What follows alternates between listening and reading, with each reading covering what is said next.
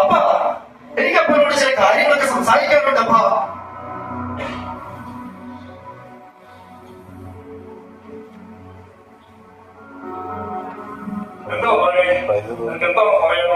അപ്പ എനിക്കിവിടെ എല്ലാം ഉണ്ട്. എങ്കിലും എന്റെ ആഗ്രഹം ഈ മുഴുലോകവും ചുറ്റി സഞ്ചരിക്കണം.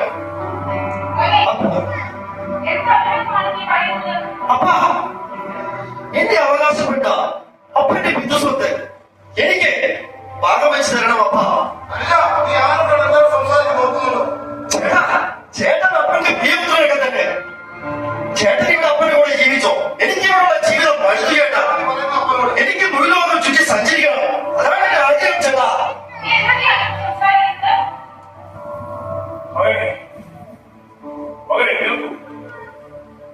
ഈ പറയുന്ന കാര്യം വളരെ വിഷമം തരുന്നതാണ്. എങ്കിലും ഞാൻ നിന്നെ തടയുന്നില്ല. അതേ പറയും. അവൻ പോകുന്നുണ്ട്. കർത്താവ് അവനെ നാമമാവട്ടെ. അവൾ പ്രാർത്ഥിച്ചുകൊണ്ടേ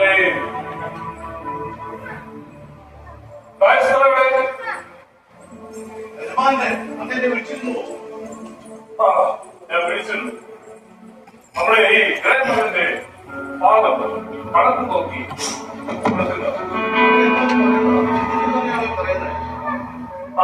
നിങ്ങൾ തൽക്കാലം അങ്ങനെ തന്നെ ചെയ്യുക.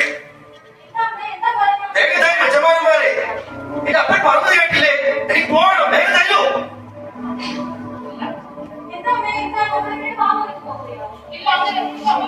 യജമാനെ, വേഗം തരൂ.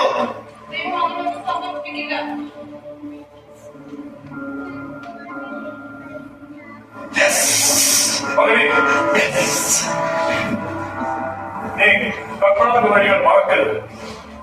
നീ എവിടെ മറന്നിരുന്നാലും നിന്റെ സകല ദിനവുകളും കർത്താവ് കാണും. അപ്പ, അമ്മ, ചേട്ടാ, ഞാൻ പോകുന്നു. എല്ലാവരും ബൈ ബൈ. ഞാൻ പോകുന്നു. അങ്ങനെ ബൈ ബൈ.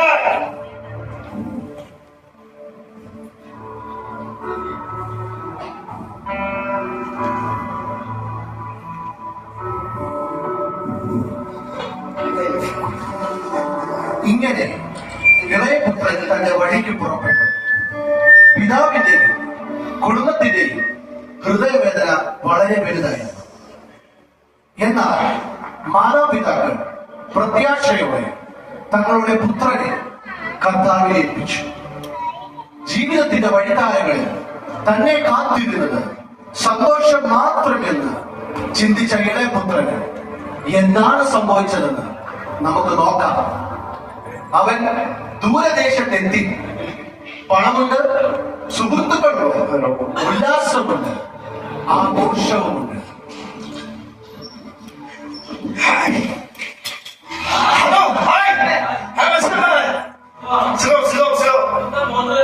ഞാൻ വളരെ സന്തോഷവാനാണ്. എന്റെ അപ്പൻ വളരെ ധനികനായിരുന്നു. ഞാൻ എന്റെ അപ്പന്റെ ബിസിനസ് അവകാശമല്ല, എനിക്ക് അവകാശപ്പെട്ട് ഞാൻ വാങ്ങിച്ചെടുത്തു.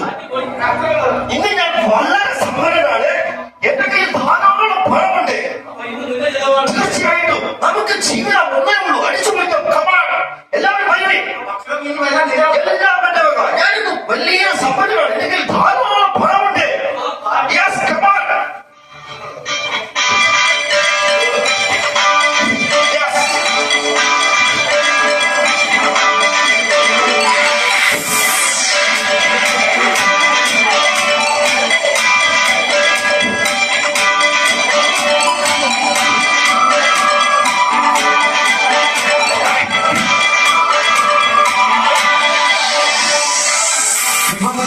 കടന്നു പോകും. പണം കാറ്റുപോലെ ചെലവായി. സുഹൃത്തുക്കൾക്കും ഇഷ്ടം കുറഞ്ഞു. അവൻ ഒറ്റയ്ക്കായി. സമ്പാദ്യമെല്ലാം കുറഞ്ഞായിരുന്നു. എന്നെ ഒന്ന് സഹായിക്കാമോ നിങ്ങൾ? കുറച്ച് പണം തരാമോ എനിക്ക്? നമ്മൾ കൂട്ടുകാരല്ലേ, നമ്മൾ സുഹൃത്തുക്കളെ. നിങ്ങൾ തരാമോ കുറച്ച് കാശ്? നിങ്ങൾ കയ്യിലുണ്ടോ? എനിക്ക് കുറച്ച് കാശ് തന്ന് സഹായിക്കാമോ? നമ്മൾ കൂട്ടുകാരല്ലേ. നമ്മൾ കുറെ കാലമായി നമ്മൾ ഒന്നിച്ചല്ലായിരുന്നോ?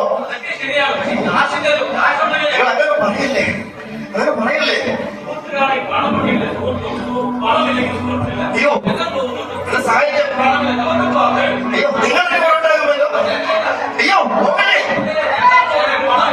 അയ്യോ പോകല്ലേ, അയ്യോ പോകല്ലേ, എന്നെ സഹായിക്കാമോ? അയ്യോ അവിടെ ഒരു ക്ഷാമം വന്നു. ഭക്ഷണം പോലും കിട്ടുവാൻ വിഷമിക്കുന്ന അവസ്ഥ. പണം തീർന്ന ഇളയപുത്രൻ പട്ടിണിയും അവശനും.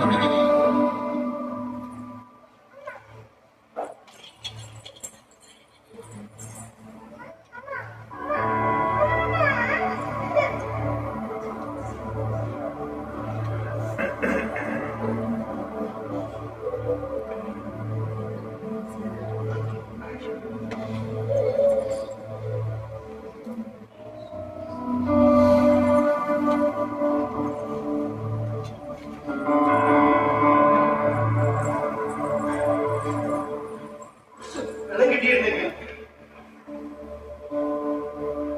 ആരുമില്ലേ, കുറച്ച് വെള്ളം കിട്ടിയിരുന്നെങ്കിൽ. എനിക്ക് വിശക്കുന്നു, ഞാൻ ആഹാരം കിട്ടാതെ മരിച്ചു വീഴും. ഇവിടെ ആരുമില്ലേ, ഇവിടെ ആരുമില്ലേ? ഹലോ ചേട്ടാ, യജമാനേ, ചേട്ടാ എന്നെ ഒന്ന് സഹായിക്കാമോ?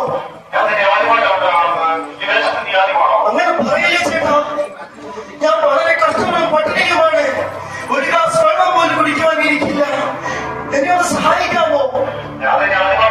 എനിക്കൊരു ജോലിയെങ്കിൽ തന്നെ സഹായിക്കാമോ ചേട്ടാ? അയ്യോ അങ്ങനെ പറയില്ലേ, എന്തെങ്കിലും ഒരു ജോലി തന്നെ സഹായിക്കണം ചേട്ടാ. ചേട്ടാ പ്ലീസ് എന്നെ ഒന്ന് സഹായിക്കൂ, അങ്ങനെ പറയരുത്. എന്ത് ജോലി വേണമെങ്കിൽ ഞാൻ ചെയ്യാൻ തയ്യാറാണ്, എന്നെ ഒന്ന് സഹായിക്കണം.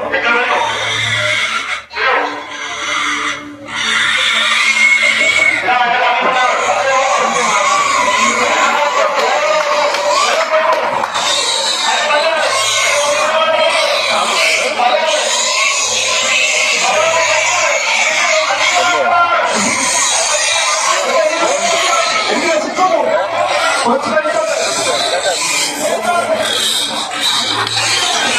വിശക്കുന്നു, കുറച്ച് ആഹാരം കഴിച്ചോട്ടെ.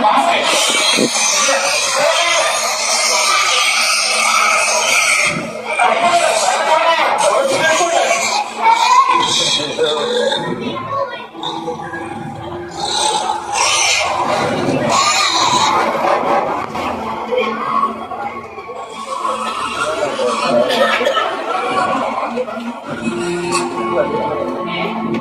അതാ നോക്കൂ, ഒരു പഴയ ധനികന്റെ മകനാണ്.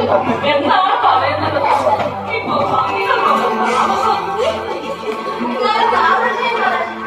അവളിപ്പോൾ ഭക്തികൾക്ക് ഒരുപാട് അവസ്ഥയിലായിരിക്കും.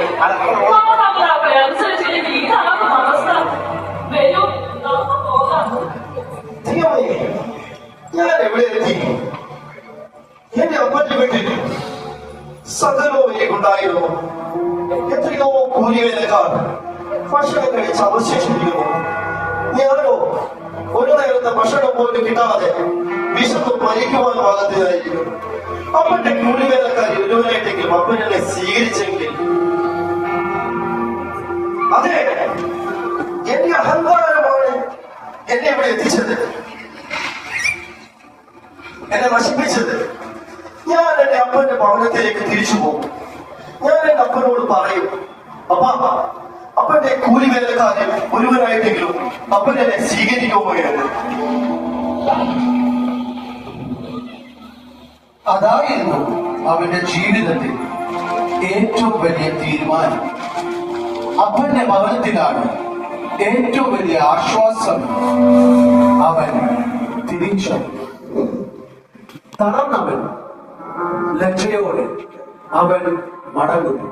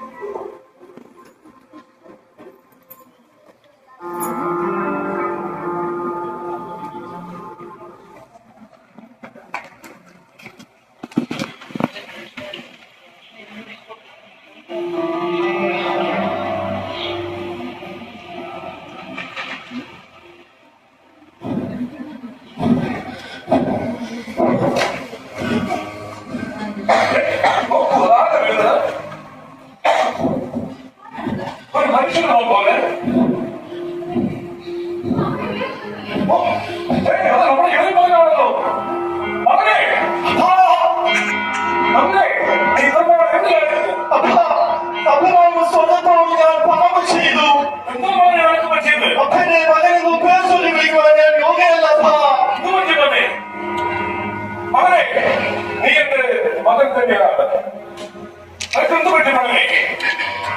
ഓക്കേ. ദാസന്മാരുടെ വേഗം തന്നെ എന്നെ ഈ മകനെ ക്രിസ്തുവായി ഇവരെ നേത്രമായി അന്ത്യചരിക്കുകയും ഇവരെ കാലിൽ ചെരുപ്പിടിയിരിക്കുകയും കയ്യിൽ മോതിരവും അണിയിക്കുകയും വേഗം തന്നെ ചെയ്യുകയും ദൈവമേ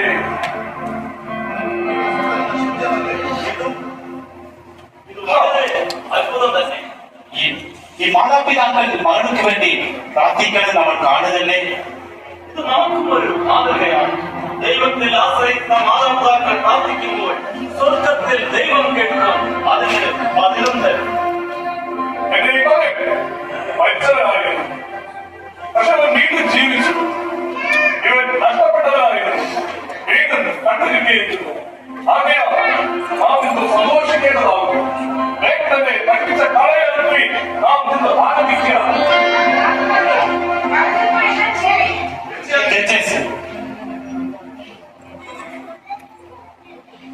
സൂര്യൻ അസ്തമിക്കുമ്പോൾ വയലിലെ പണി അവസാനിപ്പിച്ച് മൂത്ത മകൻ വീട്ടിലേക്ക് വരും. ദിവസം മുഴുവൻ കഠിനാധ്വാനം ചെയ്ത അവൻ തന്റെ വീട്ടിൽ നിന്ന് സംഗീതവും ആഹ്ലാദവും കേട്ട് അവൻ അത്ഭുതം.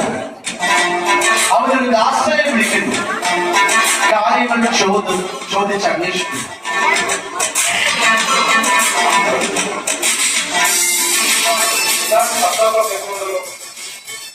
ദാസന്മാരുടെ എന്താണ് ആഘോഷ സംഗീതമല്ല? എന്റെ സഹോദരൻ മടങ്ങിയുണ്ടോ? ഏത് സഹോദരൻ? ഇവയെ സഹോദരൻ അതിന് അവൻ സൗഖ്യത്തോട് തിരിച്ചു വന്നു. അതിനെ സന്തോഷിച്ചിട്ട് നിന്റെ അപ്പൻ അടുപ്പിച്ച കാളയാണ്. എന്ത്? മകനെ, നീ വയലിന്ന് വരികയാണോ? മകനെ, നിന്നെ അച്ഛൻ തിരികെ കിട്ടി. നിന്റെ സഹോദരൻ നമ്മൾ പറഞ്ഞില്ലേ, നമ്മുടെ സഹോദരൻ തിരികെ വരുന്നത് നാം തിരികെ എത്തിയിരിക്കുന്നു. മകനെ, എന്താണപ്പാ? എന്താണൊക്കെ ഇത്? ഇത്ര നാളെ ഞാൻ അപ്പനെ സേവിക്കുന്നു. അപ്പന്റെ ഒരു കൽപ്പനകൾ ഞാൻ നിരസിച്ചിട്ടില്ല. മകനെ, എന്നിട്ട് എന്റെ ചങ്ങാതിമാരുമായി ആഘോഷിക്കേണ്ടതിന് ഒരു ആട്ടിക്കുട്ടിയെ പോലും അപ്പൻ അർത്ഥമില്ല. ഇപ്പോൾ ഇതാ മകനെ, നിന്റെ ഈ സഹോദരൻ മരിച്ചവനായിരുന്നു. അവൻ വീണ്ടും ജീവിച്ചു. അവൻ കാണാതെ പോയിരുന്നു. അവനെ കണ്ടു കിട്ടിയിരിക്കുന്നു. ആദ്യം അവിടെ ഈ അച്ഛന്റെ മടങ്ങി വരുന്നത് അവിടെ എല്ലാവരുടെ സന്തോഷമാണ്. മകനെ, വേണ്ടപ്പാ, വേണ്ട. വേണ്ട. വേശ്യമാരുമായി മുതൽമുഴുവൻ തിരുവാസ കളഞ്ഞ അജിന് വേണ്ടി ആളക്കുട്ടി അർത്ഥിക്കുന്നു. എന്താണപ്പാ ഇത്? അമ്മയുടെ കൂട്ടിലേക്കാണോ? അപ്പേ, നിങ്ങൾ അപ്പന് വേദന തരികയാണോ?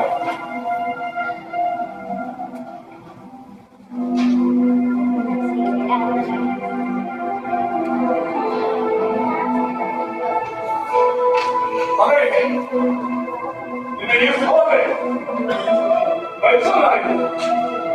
പക്ഷേ അവൻ വീണ്ടും ജീവിച്ചു. അവൻ കാണാതെ പോയിരുന്നു. വീണ്ടും കണ്ടു കിട്ടിയിരിക്കുന്നു. ഈ സന്തോഷത്തിൽ നമ്മൾ പങ്കുചേരേണ്ടതല്ലേ മകനെ? എനിക്കൊന്നും കേൾക്കണ്ടപ്പാ. മുതൽ മുഴുവൻ വിശ്വാസം അങ്ങേ വിട്ട് വന്ന് നിർത്തിക്കുന്നു. ചേട്ടാ, ഏത് ചേട്ടൻ? എന്നോട് ക്ഷമിക്കണം ചേട്ടാ. എനിക്ക് നിങ്ങൾ അറിഞ്ഞിട്ടില്ല. ചേട്ടാ, അങ്ങനെ പറയില്ലേ? മകനെ, നീ എപ്പോഴും എന്റെ മക്കളുണ്ടല്ലോ. നീ എപ്പോഴും എന്റെ പ്രിയപുത്രൻ തന്നെയാണ്. ഈ കാണുന്നതെല്ലാം നിന്റേതാണ്. പക്ഷേ നമ്മുടെ ഈ മനുഷ്യന്റെ തുടങ്ങുന്നതിന് നാം സന്തോഷിക്കപ്പെടുന്നല്ലോ മകനെ.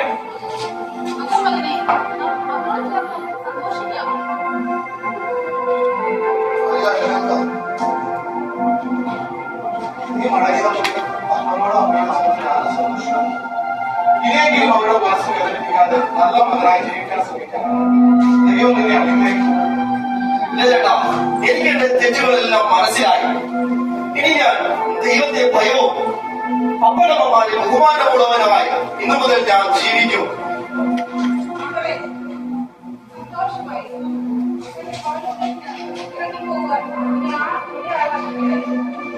നിങ്ങളെല്ലാവരും ദൈവധാരാളമായി അനുഗ്രഹിക്കട്ടെ.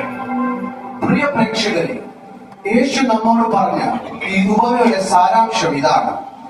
ദൈവമായ ക്രിസ്തു നമ്മുടെ പിതാവാണ്. നമ്മുടെ മടങ്ങിവരവിനായി ക്രിസ്തു കാത്തിരിക്കുന്നു.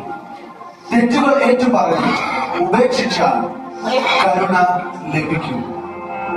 ഞാനും എൻ വീട്ടാരും കർത്താവേ സേവിപ്പൂ. നീയും സേവിപ്പായ നീയും